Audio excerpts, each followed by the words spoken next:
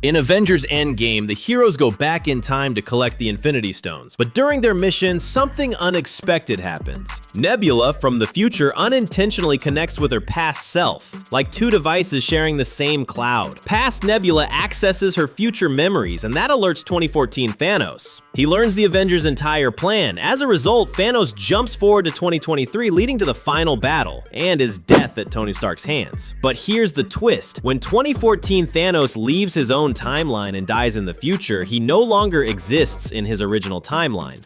That act creates a completely new alternate reality, a version of 2014 with no Thanos at all. No Thanos means no snap. No snap means no Infinity War. No Infinity War means no Endgame. And no Endgame means Tony Stark never dies. That's the timeline this theory focuses on. Because if Tony survived, then there's nothing stopping him from eventually uncovering his true identity.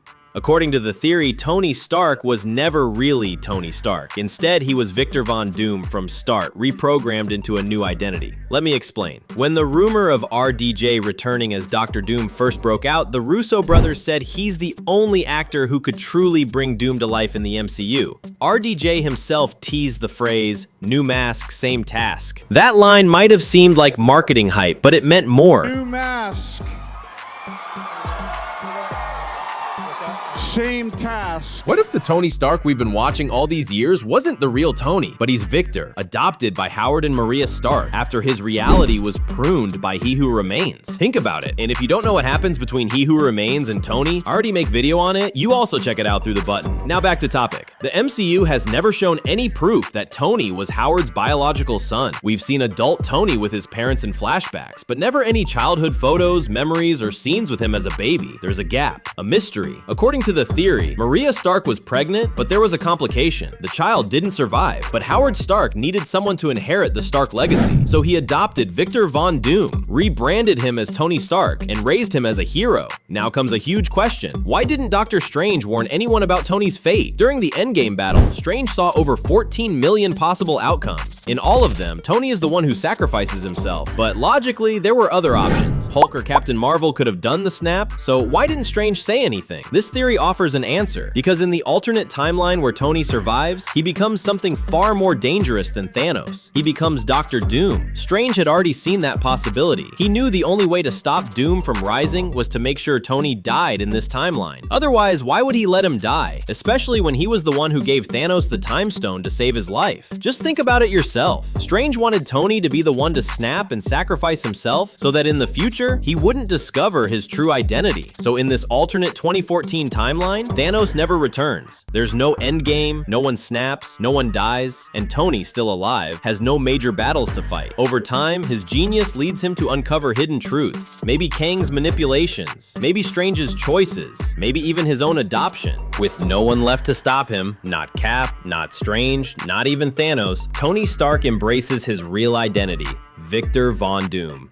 And that is where this theory begins to take shape. This is the version of RDJ's Doom we might see in Avengers Doomsday. Not a variant, not a new character, but Tony Stark from an alternate timeline, with a same face and a terrifying purpose. Even within the main MCU, Tony always leaned toward authoritarian control. He built Ultron against everyone's advice. He pushed the Sokovia Accords in Civil War. He always tried to protect the world his way. That mindset mirrors Victor Von Doom's core philosophy in the comics.